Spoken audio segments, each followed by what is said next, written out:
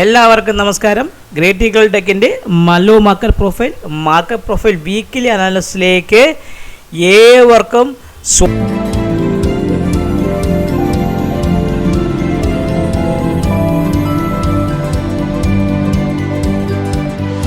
സ്വാഗതം. നമ്മുടെ മാർക്കറ്റ് കഴിഞ്ഞ ആഴ്ച നിങ്ങൾക്ക് അറിയാൻ പറ്റും. കഴിഞ്ഞ വെള്ളിയാഴ്ച ഞാൻ പറഞ്ഞു 24,860 താഴെ മാർക്കറ്റ് നിന്നാൽ മാത്രമേ ബെയറുകൾ പിടിമുറുക്കുമോ അല്ലെങ്കിൽ കരടികൾ പിടിക്കുമോ എന്ന് പറഞ്ഞുകൊണ്ടാണ് കഴിഞ്ഞ വെള്ളിയാഴ്ചത്തെ വീഡിയോ അവസാനിപ്പിച്ചത്. നമ്മുടെ മാർക്കറ്റ് വെള്ളിയാഴ്ച 24,810 ഭാഗത്ത് ഓപ്പൺ ചെയ്തു. 860 മുകളിൽ പോയി. കൃത്യമായി പറയുകയാണെങ്കിൽ നിങ്ങൾ ആലോചിച്ച് നോക്കും, പിന്നെ 860 മുകളിൽ മാർക്കറ്റ് നിന്നിട്ടില്ല. നിഫ്റ്റി 24,860 മുകളിൽ നിന്നിട്ടില്ല. പകരം ഇറങ്ങി നമ്മുടെ ഇമ്പോർട്ടൻറ്റ് സപ്പോർട്ട് സോണായ 24,701 ഭാഗത്താണ് അവൻ കൃത്യമായിട്ട് ക്ലോസ് ചെയ്തിരിക്കുന്നത്. അതായത് ട്രെൻഡ് ഡേ കഴിഞ്ഞ വെള്ളിയാഴ്ചത്തെ ട്രെൻഡ് ഡേയുടെ POCയുടെ ഭാഗത്താണ് നിഫ്റ്റി ക്ലോസ് ചെയ്തിരിക്കുന്നത്. ബാങ്ക് നിഫ്റ്റി പറയാനൊന്നുമില്ല. ബാങ്ക് നിഫ്റ്റി ഗ്യാപ് ഡൗൺ ആണെങ്കിൽ കൂടി ബാങ്ക് നിഫ്റ്റി HDFC ബാങ്കിൻ്റെ പോസിറ്റീവായ ഒരു മൂവ്മെൻ്റ് ഉള്ളത് കാരണം HDFC ബാങ്ക് നല്ല അടിപൊളി അടാറ് കയറ്റം തന്നു. HDFC ബാങ്ക് നിങ്ങൾ നോക്കത്തിനറിയാം. HDFC ബാങ്ക് നല്ല രീതിയിൽ ഒരു P-ഷേപ്ഡ് പ്രൊഫൈൽ വന്ന് APയുടെ സിംഗിൾസോട് കൂടി വന്ന HDFC ബാങ്ക് ആയിരുന്നു. നല്ല ബൈയിങ് ആണ്. HDFC ബാങ്കിൻ്റെ കയറ്റം ഉള്ളത് കൊണ്ട് കാരണം ബാങ്ക് നിഫ്റ്റി പിടിച്ചു നിന്നു, അടിച്ചിട്ടില്ല. ബാങ്ക് നിഫ്റ്റി കൃത്യമായി പിടിച്ച് നിൽക്കുകയാണ് ചെയ്തത് HDFC കാരണം. അപ്പം അതുകൊണ്ട് നമുക്ക് ഈ ആഴ്ച കഴിഞ്ഞ ആഴ്ച കുറച്ച് ന്യൂസുകളുണ്ട്. ആ നെഗറ്റീവ് ന്യൂസുകളൊക്കെ നമുക്ക് ഉള്ളത് കൊണ്ട് നമുക്ക് കരടികൾ പിടിമുറുക്കോ അതോ മാർക്കറ്റ് എങ്ങനെ പോകുമെന്നൊക്കെ നമുക്ക് നോക്കിക്കൊണ്ടുള്ള ഒരു അനാലിസിലെ വീഡിയോയിലേക്ക് കടക്കാം. അപ്പോൾ എല്ലാവർക്കും ഒരിക്കൽ കൂടി ഗ്രേറ്റ് ഈഗിൾ ടെക്കിൻ്റെ Mallu market profile weekly market profile അനാലിസിലേക്ക് ഏവർക്കും സ്വാഗതം. നമുക്ക് രണ്ട് കാര്യങ്ങൾ കഴിഞ്ഞ ആഴ്ച സംഭവിച്ചിട്ടായിരുന്നു. കഴിഞ്ഞ ആഴ്ച നമുക്ക് അറിയാവുന്ന കാര്യം, നമ്മുടെ നിഫ്റ്റി ജപ്പാൻ്റെ ഇൻട്രസ്റ്റ് റേറ്റ് അവർ കൂട്ടി. എത്രയോ വർഷത്തിന് ശേഷം ജപ്പാൻ നമ്മുടെ ഇൻട്രസ്റ്റ് റേറ്റ് കൂട്ടി. ഏറ്റവും കുറവ്, അതായത് ഓൾമോസ്റ്റ് 0 ഇൻട്രസ്റ്റിൽ കൊടുത്തുകൊണ്ടിരിക്കുന്ന ഒരു കൺട്രി ആയിരുന്നു ജപ്പാൻ.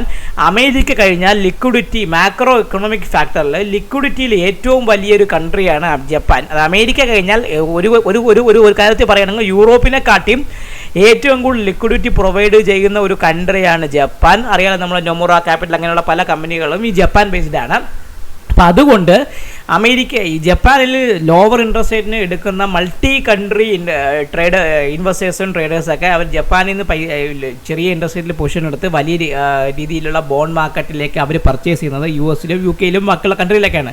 അപ്പം ജപ്പാൻ ഇൻട്രസ്റ്റ് റേറ്റ് കൂട്ടിയത് കാരണം അത് വളരെയധികം നെഗറ്റീവായി വരികയും, നിങ്ങൾ നോക്കിയാൽ തന്നെ അറിയാം, ജപ്പാന് നിക്കായി വന്ന് ഓൾമോസ്റ്റ് 5.8% മൈനസായിരുന്നു കഴിഞ്ഞ വെള്ളിയാഴ്ച ക്ലോസ് ചെയ്തത്. നമ്മുടെ മാർക്കറ്റ് ഒരു 1.5% വലിയ രീതിയിൽ ന്യൂസ് വന്നു. അതുകൂടാതെ അമേരിക്കൻ മാർക്കറ്റിൽ ഡേറ്റ വളരെ നെഗറ്റീവാണ്. കഴിഞ്ഞ ആഴ്ച വന്ന ഈ unemployment rate, producers manufacture index date, പിന്നെ വേറെ വന്ന ഡേറ്റുകളെല്ലാം അമേരിക്കയിൽ വന്നത് നെഗറ്റീവായിരുന്നു. അത് റിസഷനിലെ ഒരു സൂചനയാണ് മാർക്കറ്റ് തരുന്നത്. റിസഷൻ സൂചനയാണെങ്കിൽ ചിലപ്പോൾ ഇൻട്രസ്റ്റ് റേറ്റ് കട്ടിയാക്കാതെ മാർക്കറ്റിനെ പിടിച്ചു നിർത്താനുള്ള ഈ ഒരു ഗ്യാപ്പിനെ പിടിച്ചു നിർത്താൻ വേണ്ടി അമേരിക്കൻ ഫെഡറൽ റിസർവ് ശ്രമിക്കും. അങ്ങനെയൊക്കെ ഒരു ന്യൂസ് ഉള്ളത് കൊണ്ട് മാർക്കറ്റിൽ എന്ത് പറ്റി, കഴിഞ്ഞ വെള്ളിയാഴ്ച പ്രത്യേകിച്ച് നല്ല വൃത്തി അടിച്ചിറങ്ങി. ഡൗ ജോൺസ് ഏകദേശം പറഞ്ഞാൽ 39,351 വന്ന് തിരിഞ്ഞ് പിന്നെ ലാസ്റ്റ് മിനിറ്റിൽ കുറച്ച് റിക്കവറി നടന്നതല്ലാതെ, നാസ്ഡാക്ക് ആണെങ്കിൽ ഓൾമോസ്റ്റ് 2.5% അടിച്ചു നാസ്ഡാക്ക്. അതേപോലെ S&P ഏകദേശം 1.2% S&P അടിച്ചു. അപ്പം ചുരുക്കി പറഞ്ഞാൽ അടിപൊളി അടിയായിരുന്നു നമ്മളെ കഴിഞ്ഞ വെള്ളിയാഴ്ച അമേരിക്കൻ മാർക്കറ്റിലെത്തുന്നത്. അത് പ്രകാരം നമ്മുടെ നിഫ്റ്റിയുടെ ഇൻഡിക്കേഷൻ എന്ന് പറഞ്ഞാൽ 24,622 ഭാഗത്താണ് വന്ന് 550 വരെ വന്നെങ്കിൽ കൂടെ വലിയ പരിക്കുകളില്ലാതെ നമ്മൾ 670 ലോ അടിച്ചത് കഴിഞ്ഞ വെള്ളിയാഴ്ച. അങ്ങനെ നോക്കുകയാണെങ്കിൽ 50 പോയിൻറ്റിൻ്റെ ലോവർ ലെവലിൽ അവ നിൽക്കുന്നുള്ളൂ. നമ്മൾ നോക്കുകയാണെങ്കിൽ 80 പോയിൻറ്റ് മൈനസ് ഇതിൽ മാത്രമാണ് നിൽക്കുന്നത്. നമ്മളെ സംബന്ധിച്ച് 24,860 എന്ന് പറഞ്ഞ ഒരു കാര്യം ലക്ഷ്മണ രേഖയായിരുന്നു. അവനത് ബ്രേക്ക് ചെയ്ത് താഴേക്ക് ക്ലോസ് ചെയ്ത് കൃത്യമായി പറഞ്ഞെങ്കിൽ 24,700 താഴെയാണ്. അത് ട്രെൻഡ് ഡേയുടെ POCയുടെ താഴെയാണ് ബാങ്ക് നിഫ്റ്റി നിൽക്കുന്നത്. നമ്മളെ സംബന്ധിച്ച് വളരെ നെഗറ്റീവാണ്. ബെയറുകൾ പിടിമുറുക്കിയ മാർക്കറ്റായിരുന്നു കഴിഞ്ഞ വെള്ളിയാഴ്ച ഉണ്ടായിരുന്നത്. നമ്മൾ ഓർഡർ ഫ്ലോ നിങ്ങൾക്ക് നോക്കാൻ പറ്റുമെങ്കിൽ ഓർഡർ ഫ്ലോയുടെ 30 നിങ്ങൾ നോക്കിയാൽ തന്നെ അറിയാം. മാർക്കറ്റ് കുറേ നേരം നിങ്ങൾ നോക്കുക, ഈ ഭാഗത്ത് 800 ഭാഗത്ത് കിടന്ന് കളിച്ചുകൊണ്ടിരുന്നിട്ട് ലാസ്റ്റ് 2.25 അല്ലെങ്കിൽ 2.25 K പീരീഡിൽ ഒരു അടിപൊളി സെല്ല് വന്നു. 24,740 ഭാഗത്ത് നല്ലൊരു രീതിയിൽ സെല്ല് വരികയും ആ സെല്ലിന് ശേഷം പിന്നെ താഴേക്ക് ഇറങ്ങി വന്ന് കുറേ സെല്ല് അഡീഷൻ ചെയ്യുകയും, നിങ്ങൾ നോക്കത്തന്നെ അറിയാം, കോട്ട് -3134 -6891 ഈ ഒരു ക്യാൻഡലിൽ നോക്കിയാൽ നിങ്ങൾക്ക് അറിയാൻ പറ്റും -8046, അതായത് കൃത്യം ഡെൽറ്റ ഏകദേശം 24,176 നിൽക്കുകയാണ്. അതായത് നിഫ്റ്റിയുടെ ഓർഡർ ഫ്ലോ പ്രകാരം നിഫ്റ്റിയിൽ നല്ല രീതിയിൽ സെല്ല് സെൻറ്റർ ആയിട്ടുണ്ട്. സോ നമുക്ക് കഴിഞ്ഞ ദിവസം ആദ്യത്തെ മോർണിംഗിൽ ചെറിയൊരു സ്റ്റോപ്പ് ലോസ് ഹിറ്റായെങ്കിൽ കൂടി ബാക്കിയുള്ള ട്രേഡ് ലെവലേജ് നല്ല സക്സസ്ഫുൾ ആയിരുന്നു. ഓവർ നല്ല പ്രോഫിറ്റിലേക്ക് തന്നെ എക്സിറ്റ് ചെയ്യാൻ പറ്റിയായിരുന്നു. സോ ഇനി നമുക്ക് മാർക്കറ്റ് പ്രൊഫൈലിലെ ഒരു അനാലിസിലേക്ക് നമുക്ക് കടക്കാം. നമുക്ക് ആദ്യം ഡെയിലി അനാലിസിൽ വെച്ച് 2 മാർക്കറ്റ് പ്രൊഫൈലിൻ്റെയും ചാർട്ട് നമ്മൾ വരച്ചതിന് ശേഷം നമുക്ക് വീക്കിലി ഒരു വ്യൂവിലേക്കും കൂടെ കടന്നു പോകാം. അപ്പോൾ നമുക്ക് നോക്കാമല്ലോ. അപ്പോൾ നിഫ്റ്റിയുടെ ഇത് പ്രകാരം നിഫ്റ്റി കൃത്യമായി പറയുകയാണെങ്കിൽ normal variation down day with spike close ആണ്. അതായത് 24,802 നമ്മുടെ POC. ഇനി നിങ്ങൾക്ക് കൃത്യമായിട്ട് പറയുകയാണെങ്കിൽ 24,802 മുകളിൽ മാത്രമേ ഇനി നമുക്കൊരു ബൈയെ കുറിച്ച് ചിന്തിക്കാൻ പറ്റുള്ളൂ. ഇല്ലെങ്കിൽ ഷോർട്ടാണ്. ഓർത്തുകൊള്ളുക, നാളെ നമ്മൾ 24,700 താഴെയാണ് മാർക്കറ്റ് ഓപ്പൺ ചെയ്യുകയാണെങ്കിൽ നിഫ്റ്റിയെ സംബന്ധിച്ച് ഫസ്റ്റ് സപ്പോർട്ട് എന്ന രീതിയിൽ 24,650 ഒരു സപ്പോർട്ടാണ്. 24,650 താഴെ സെക്കൻഡറി സപ്പോർട്ട് എന്ന് പറഞ്ഞാൽ 24,588. അതിന് താഴെ അടുത്ത സപ്പോർട്ട് എന്ന് പറഞ്ഞാൽ 24,520. ഈ 24,520 പൊട്ടുകയാണെങ്കിൽ നമ്മൾ തിരിച്ച് വീണ്ടും പറയുകയാണെങ്കിൽ ഈ 24,490 എന്ന് പറഞ്ഞാൽ 28-ാം തീയതിയുള്ള ആ പ്രീവോസിംഗ് അറിയാലോ, കഴിഞ്ഞ വ്യാഴാഴ്ചത്തെ POC ആയ 24,397 എന്ന് പറഞ്ഞാൽ ഈ POCയിലെ ഭാഗത്തേക്ക് പോകും നിഫ്റ്റിയെ സംബന്ധിച്ച്. ഓർത്തോളുക, ഏതാണ് 24,700 താഴെ നിൽക്കുകയാണെങ്കിൽ നമ്മളെ സംബന്ധിച്ച് 24,652, അതിന് താഴെ 24,590, അതിന് താഴെ 24,520. അത് പൊട്ടുകയാണെങ്കിൽ ഈ പറഞ്ഞ 24,398 എന്ന് പറഞ്ഞാൽ ഈ POC ടെസ്റ്റ് ചെയ്യാനുള്ള ചാൻസ് നിഫ്റ്റിയെ സംബന്ധിച്ച് കൂടുതലാണ്. വേറൊരു കാര്യം നിങ്ങൾ ഓർത്തോളുക, 24,700 താഴെ നിൽക്കുന്ന കാലം ഈ POCയിലേക്കുള്ള ട്രെൻഡ് മൂവ്മെൻറ്റ് നിഫ്റ്റി തരാനുള്ള ചാൻസ് വളരെയധികം കൂടുതലായിരിക്കും. ഇനി മുകളിലോട്ട് ഞാൻ പറഞ്ഞാണ് 24,802 എന്ന് പറഞ്ഞാൽ ഈ സ്പൈക്ക് ഡേയുടെ ഈ നോർമൽ വേരിയേഷൻ ഡൗൺ ആയ വെള്ളിയാഴ്ചത്തെ POCക്ക് മുകളിൽ മാത്രമേ ബൈ ഉള്ളൂ. അതിന് മുകളിൽ നിൽക്കുകയാണെങ്കിൽ 860, അതിന് മുകളിൽ 930, 30-ന് മുകളിൽ 979, അതിന് മുകളിൽ 25,035 എന്ന് പറഞ്ഞാൽ ഈ 20 എന്ന് പറഞ്ഞാൽ ഈ POC ടെസ്റ്റ് ചെയ്യാനുള്ള ചാൻസ് വളരെയധികം കൂടുതലാണ്. അപ്പോൾ നമുക്ക് നിഫ്റ്റി ഒന്ന് വരച്ച് വയ്ക്കാം. എല്ലാ കാര്യങ്ങളും ഞാൻ ഡിലീറ്റ് ചെയ്ത് കളയാണ്, നമുക്ക് പുതിയൊരു വരയ്ക്കാം. അപ്പോൾ നമ്മളെ സംബന്ധിച്ച് നമ്മളെ POC എത്രയാണ്? 24,802, 24,803 ആണ് നമ്മുടെ POC. ആ POCക്ക് മുകളിൽ മാത്രമേ നിങ്ങൾ ഇനി ബൈയെ കുറിച്ച് ചിന്തിക്കുക. അപ്പോൾ POC വരച്ചല്ലോ. ഇനി അടുത്ത് അതിന് മുകളിൽ നിൽക്കുമ്പോൾ 860, 24,860. ഓക്കെ, അത് വരച്ചു. അതിന് മുകളിൽ എന്താണ് അടുത്ത എത്രയാണ്? റെസൻസ് എത്രയാണ്? 24,930. അതിന് മുകളിൽ എത്രയാണ് അടുത്ത വരുന്നത്? 24,980, 24,980. അതിന് മുകളിൽ 25,028. ഇതായിരിക്കും നമുക്ക് കൃത്യമായിട്ട് പറയാൻ 25,028. ഇതാണ് നമ്മുടെ മുകളിലോട്ടുള്ള ലെവൽസ്. നിങ്ങൾ ഓർത്തുകൊള്ളുക, ഇനി ലെവൽ ഈ 24,803 മാത്രമേ ഇനി വരുള്ളൂ. ഇനി താഴോട്ട് വന്നാൽ ഫസ്റ്റ് നമുക്ക് 24,700 നമ്മളെ സംബന്ധിച്ച് ഒരു ഇമ്പോർട്ടൻറ്റ് സപ്പോർട്ടാണ്. 24,700 അതൊരു ഇമ്പോർട്ടൻറ്റ് സപ്പോർട്ടാണ്. അത് പൊട്ടി താഴെ വരികയാണെങ്കിൽ സെൽ ഓഫ് വളരെ ഫെറോഷ്യസ് ആയിട്ട് നടക്കും. അതിന് താഴെ 24,650, അതിന് താഴെ 24,590, 24,590, അതിന് താഴെ 24,520, 24,520ക്ക് താഴെ 24,398 മാത്രമേ മാർക്കറ്റ് നിൽക്കുകയുള്ളൂ. അത് വ്യക്തമായി നിങ്ങൾ ഓർത്തുകൊള്ളുക. 24,398 മാത്രമേ ഇനി മാർക്കറ്റ് നിൽക്കുകയുള്ളൂ.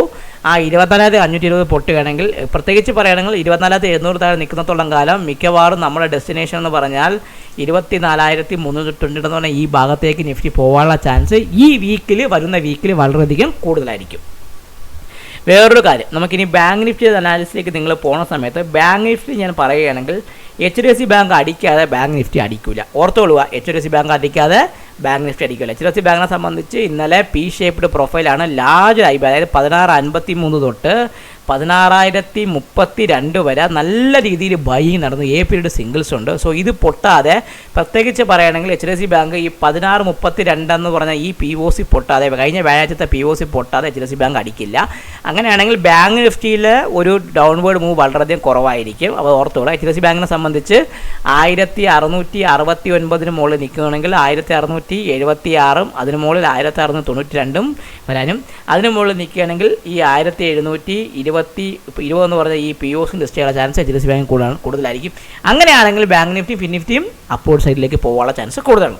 നമുക്ക് ബാങ്ക് നിഫ്റ്റി നോക്കുകയാണെങ്കിൽ നിങ്ങൾ നോക്കിയതിന് അറിയാമെന്ന് കഴിഞ്ഞ ആഴ്ച Nifty normal variation down spike close ആണെങ്കിൽ ബാങ്ക് നിഫ്റ്റി നോർമൽ വേരിയേഷൻ അപ്പായിരുന്നു. ഡേ ടൈപ്പ് പ്രകാരം നോർമൽ വേരിയേഷൻ അപ്പായിരുന്നു bank Nifty close. P O C വരുന്നത് 51,565 മുകളിലാണ്. സോ ഇനി നമുക്ക് ബാങ്ക് നിഫ്റ്റിയിൽ ബൈ എന്ന് പറഞ്ഞാൽ 51,565 മുകളിൽ നിൽക്കുന്നിടത്തോളം കാലം 51,760 760 മുകളിൽ നിൽക്കുന്നിടത്തോളം കാലം 51,910 അതിന് മുകളിൽ നിൽക്കുകയാണെങ്കിൽ 52,066 അതിന് മുകളിൽ നിൽക്കുകയാണെങ്കിൽ 52,209 വരാനുള്ള ചാൻസ് വളരെയധികം കൂടുതലാണ് ബാങ്ക് നിഫ്റ്റിയിൽ. ഇനി താഴോട്ടെന്ന് പറയുകയാണെങ്കിൽ നിങ്ങൾ ഓർത്തുകൊള്ളുക, ഈ 51,235 എന്ന് പറഞ്ഞാൽ ഈ ഒരു ലെവലിന് താഴെ മാത്രമേ ബാങ്ക് നിഫ്റ്റി അടിക്കുകയുള്ളൂ. സോ 51,235 നമ്മുടെ ബെയറിഷ് റെഫറൻസ്.